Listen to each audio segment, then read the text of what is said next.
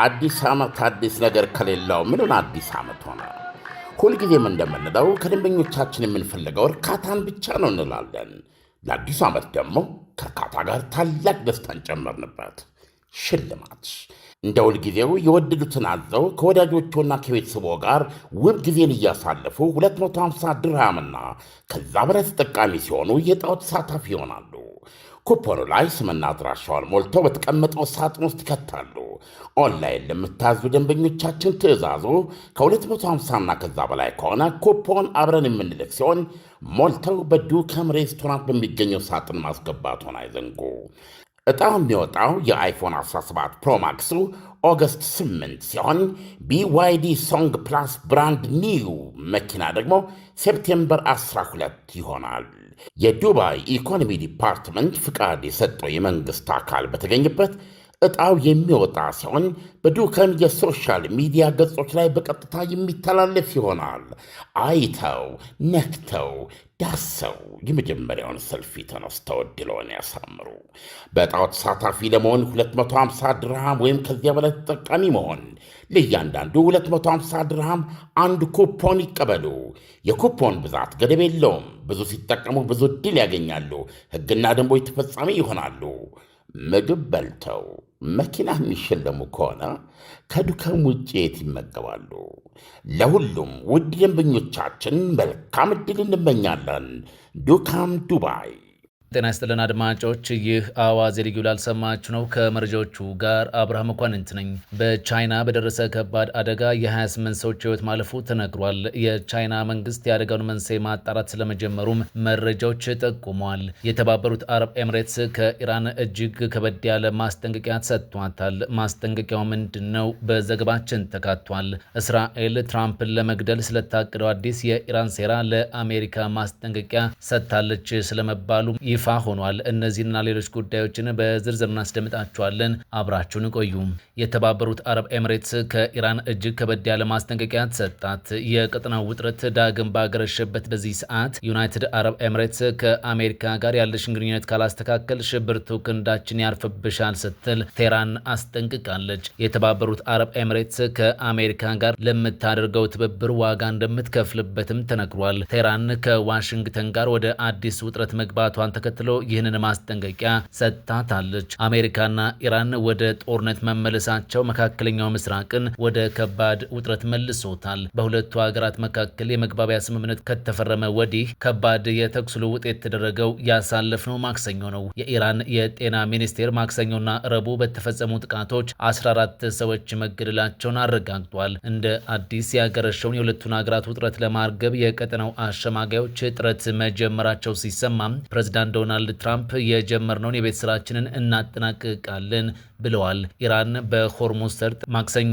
ዕለት በንግድ መርከቦች ላይ ጥቃት ማድረሷን መሰረት አድርጎ ነገሮች ተባብሰው ቀጥሏል። እንደ መገናኛ ብዙሃን ዘገባዎች ከሆነ የኳታር፣ የፓኪስታን፣ ግብፅና ሳውዲ ተወካዮች የሰሞነኛውን ውጥረት ለማርገብ ከአሜሪካና ከኢራን ባለስልጣናት ጋር ተደጋጋሚ የስልክ ንግግሮችን አድርጓል። በዚህ መሃል ነው የኢራን የፓርላማ አባል እስማኤል ኮስዋሬ የተባሉ ግለሰብ ዩናይትድ አረብ ኤምሬትስን ከባዱን ዋጋ ትከፍያለሽ በማለት መዛታቸው የተሰማው። ግለሰቡ አክለውም ዩናይትድ አረብ ኤምሬትስ አሜሪካ ከምታደርገው ጥቃት ጀርባ ሚና አላትም ብለዋል። እናም ከኢራን ጠላት ጋር መወዳጀት ከባዱንና መዘዝ የሚያስከትለውን ዋጋ ያስከፍላል በሚል አስጠንቅቋል። እንደ ኢራን እምነት የተባበሩት አረብ ኤምሬትስ ዋሽንግተን በቴህራን የመሰረተ ልማቶች ላይ እያደረሰች ላለው ጥቃት ድጋፍ ትሰጣለች። ዩናይትድ ስቴትስ ኢራን በባህሬን፣ ኩዌት እና ኳታር ላይ ጥቃት መሰንዘሯን ተከትሎ በኢራን ላይ አዲስ የሚሳኤልና የድሮን ጥቃት መሰንዘር ጀምራለች። በዚህ የተነሳም ለ4 ወራት ያህል የዘለቀውን የቀጠናውን ግጭት ያስቆማል በሚል የተደረሰውን የሰላም ስምምነት አደጋ ላይ ጥሎታል። ይህ ውጥረት ዳግም የነገሰው ፕሬዚዳንት ዶናልድ ትራምፕ ኢራን በሆርሙዝ ሰርጥ የንግድ መርከቦች ላይ ያደረሰችው ጥቃት የተደረሰውን የተኩስ አቁም ስምምነት በጊዜያዊነት እንዲቋረጥ አድርጎታል ካሉ በኋላ ነው። ቴህራን የበላይ መሪዋን የቀብር ሽኝት ትላንት ካጠናቀቀች በኋላ በኳታርና ባህሬን ላይ ጥቃት የፈጸመች ሲሆን እስካሁን በሀገራቱ ላይ የደረሰው የጉዳት መጠን ይፋ አልተደረገም። ፕሬዚዳንት ትራምፕ ነገሮች በስምምነት ይጠናቀቃሉ የሚል እምነት እንዳላቸው ከሰሞኑ የተናገሩ ሲሆን ካልሆነ ግን እኛ የቤት ስራችንን እናጠናቅቃለን ማለታቸው እንዲሁ ይታወሳል። አዲሱ የአሜሪካ የአየር ጥቃት የመጣው ኢራን 3 ነዳጅ ጫኝ መርከቦችን ማጥቃቷን ተከትሎ ሲሆን በምላሹ ቴህራንም በቀጠና የሚገኙ የአሜሪካ ወታደራዊ መሰረተ ልማቶችን አጥቅታለች። እስራኤል ፕሬዝዳንት ትራምፕን ለመግደል ስለታቀደው አዲስ የኢራን ሴራ ለአሜሪካ ማስጠንቀቂያ ሰጠች። የወል ስትሪት ጆርናል ሐሙስ ዕለት ባወጣው ልዩ ዘገባ ጉዳዩን የሚያውቁ ግለሰቦች እንደገለጹት የእስራኤል የስለላ ድርጅት ፕሬዝዳንት ዶናልድ ትራምፕን ኢላማ ያደረገ አዲስ የኢራን የግድያ ሴራ ዝርዝር መረጃ ለአሜሪካ ባለስልጣናት አጋርቷል። ይህ የስለላ መረጃ እውነትነቱ ከተረጋገጠ በዋሽንግተንና በቴህራን መካከል እየተደረገ ባለው ግጭት ላይ ከፍተኛ መባባስን ያስከትላል ተብሎ ተሰግቷል። ቴህራን በትራምፕ የመጀመሪያ የፕሬዝዳንትነት ዘመን የእስላማዊ አብዮታዊ ዘብ ጦር IRGC የቁርስ ኃይል መሪ የነበሩትን ከፍተኛውን ጀነራል ቃሲም ሱሌይማንን በሰው አልባ አውሮፕላን ጥቃት መገደሉን ተከትሎም ተደጋጋሚ ያጸፋ እርምጃ ለመውሰድ ቃል ገብታ ነበር። በዋሽንግተን የሚገኘው የእስራኤል ኤምባሲ አስተያየት እንዲሰጥ ሲጠየቅ ማብራሪያ ለመስጠት ፈቃደኛ ያልሆነ ሲሆን የኢራን በተባበሩት መንግስታት ድርጅት ልዑክም ወዲያውኑ ምላሽ አልሰጠም። አንድ ከፍተኛ የአሜሪካ ባለስልጣን ለቻናል 12 እንዳረጋገጡት እስራኤል በቅርቡ በቴህራን አገዛዝ ውስጥ ያሉ አካላት ትራምፕን ለመግደል ስላላቸው እቅድ በንቃት መወያየታቸውን የሚያሳይ አዲስና ዝርዝር የስለላ መረጃ ለአሜሪካ አስተላልፋ ሰጥታለች። ሆኖም በኋላ ላይ ሁለት የአሜሪካ ባለስልጣናት ለቻናል 12 እንደተናገሩት በእስራኤል የተላለፈው የስለላ መረጃ ትራምፕን ለመግደል የተደራጀ የተወሰነ ወይም ዝርዝር ሴራ መኖሩን አያመለክትም። እንደ አሜሪካ ባለስልጣናት ገለጻ የእስራኤል የስለላ መረጃ በእውነቱ በኢራን አገዛዝ ውስጥ ባሉ አካላት መካከል ስለዚህ ጉዳይ የተደረገውን ጠቅላላ ውይይት ብቻ የሚያሳይ ነጠላ መረጃ ላይ ያተኮረ ነው። ዋይት ሀውስ በበኩሉ ወል ስትሪት ጆርናልን ፕሬዝዳንቱን ቀደም ብሎ በሳምንት ውስጥ ወደ ሰጧቸው መግለጫዎች መርቷቸዋል። የተጠቀሱት አስተያየቶች የተሰጡት በቱርክ አንካራ ለነበሩ ጋዜጠኞች ሲሆን ፕሬዝዳንት ትራምፕ በእሳቸው ላይ የተደቀኑትን ስጋቶች በተመለከተ በግልጽ ተናግረው ነበር። የአሜሪካን መሪ እኔን ሊያስወግዱኝ ይፈልጋሉ ያሉ ሲሆን በእያንዳንዱ ዝርዝራቸው ውስጥ እገኛለሁ። ዛሬ ጠዋት እንዳየሁት በእያንዳንዱ ዝርዝራቸው ውስጥ ስሜ አለም ብለዋል። እናም እስካሁን ድረስ የታደልኩ ይመስለኛል፣ ነገር ግን ያ ምናልባት ብዙ ጊዜ ላይቆይ ይችላልም ብለዋል። ይህ በእንዲህ እንዳለ ከቴህራን የሚሰነዘረው ጠላትነት በአደባባይና በግልጽ እንደቀጠለ እንደሆነም መረጃው ጠቁሟል። በተገደሉት የኢራን የበላይ መሪ አሊ ካሚኒ የቀብር ስነስርዓት ላይ የተሰበሰበው ህዝብ ትራምፕ እንዲገደል የሚጠይቁ መፈክሮችን ያሰማ የነበረ ሲሆን ትራምፕን እንገድለዋለን የሚል ባነርም አንግበው ነበር። በቻይና የ28 ሰዎችን ህይወት እንዲያልፍ ያደረገ አደጋ ተከሰተ። በቻይና የጫማ ፋብሪካ ላይ በደረሰ ከባድ ቃጠሎ የ28 ሰዎች ህይወት ማለፉ ተነግሯል። በደቡብ ምስራቅ ቻይና ፉጂያንግ ግዛት ባለ 5 ፎቅ የጫማ ፋብሪካ ላይ በደረሰ ከባድ የእሳት አደጋ ቢያንስ 28 ሰዎች መሞታቸውን የሀገሪቱ ባለስልጣናት ይፋ አድርገዋል። አደጋው የተከሰተው ሆይቴንግ ሹዝ በተባለ የጫማ ማምረቻ ፋብሪካ ላይ መሆኑም ተረጋግጧል። የቻይና ባለስልጣናት ለመገናኛ ብዙሃን በሰጡት መግለጫ ቃጠሎው ሐምሌ 2 ማለትም ትላንትና በአካባቢው ሰዓት አቆጣጠር ከቀኑ 6 ሰዓት ላይ በህንፃው ምድር ቤት በሚገኝ የስራ ክፍልና መጋዘን ውስጥ ነው የተቀሰቀሰው። በፋብሪካው ውስጥ የተከማቹ እንደ ማጣበቂያ፣ የጫማ ሶልና ሌሎች ተቀጣጣይ የማምረቻ ግብዓቶች ለእሳቱ መስፋፋትም ምክንያት መሆናቸው ተነግሯል። አደጋው በደረሰበት ወቅት 2 ጎብኚዎችን ጨምሮ በአጠቃላይ 239 ሰዎች በህንፃው ውስጥ የነበሩ ሲሆን የአደጋ ጊዜ ሰራተኞች 213 ሰዎችን ማዳን መቻላቸው ተነግሯል። ሆኖም ከተረፉት መካከል 2ቱ በሆስፒታል ህይወታቸው አልፏል። የእሳት አደጋ ተከላካዮች እሳቱን ከተቆጣጠሩት በኋላ ባደረጉት ፍለጋ 26 የጠፉ ሰዎችን አስክሬን ማግኘትም ችሏል። ይህም አጠቃላይ የሟቾችን ቁጥር 28 አድርሶታል። የእሳት አደጋ መከላከያ ክፍሉ እንደገለጸው በደረጃዎች አካባቢ የተከማቹ ቁሶች መውጫ መንገዶችን በመዝጋታቸው ሰራተኞች በወቅቱ እንዳያመልጡና አዳኝ ቡድኖች ወደ ላይኛው ፎቅ በፍጥነት እንዳይደርሱ ከፍተኛ እክልም ፈጥሯል።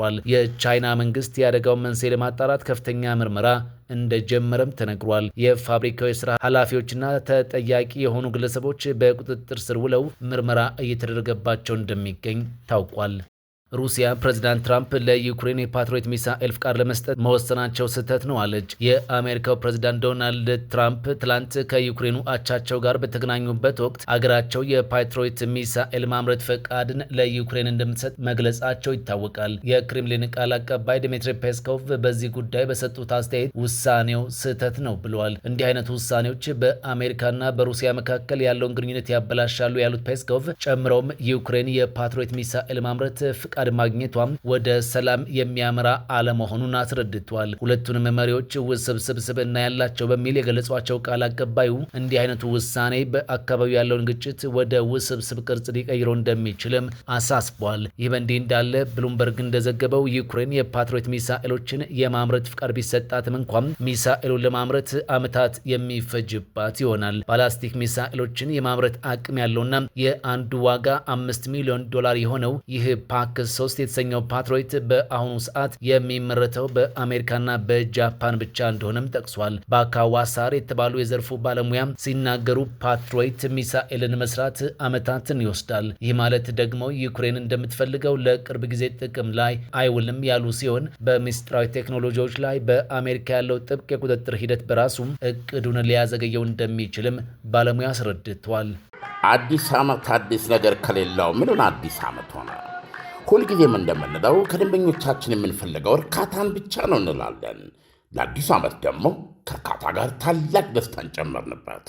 ሽልማት እንደ ሁልጊዜው የወደዱትን አዘው ከወዳጆቹና ከቤተሰቦ ጋር ውብ ጊዜን እያሳለፉ 250 ድርሃምና ከዛ በላይ ተጠቃሚ ሲሆኑ የዕጣው ተሳታፊ ይሆናሉ። ኩፖኑ ላይ ስምና አድራሻውን ሞልተው በተቀመጠው ሳጥን ውስጥ ይከታሉ። ኦንላይን ለምታዙ ደንበኞቻችን ትዕዛዙ ከ250ና ከዛ በላይ ከሆነ ኩፖን አብረን የምንልክ ሲሆን ሞልተው በዱከም ሬስቶራንት በሚገኘው ሳጥን ማስገባቱን አይዘንጉ። ዕጣው የሚወጣው የአይፎን 17 ፕሮማክሱ ኦገስት 8 ሲሆን BYD ሶንግ ፕላስ ብራንድ ኒው መኪና ደግሞ ሴፕቴምበር 12 ይሆናል።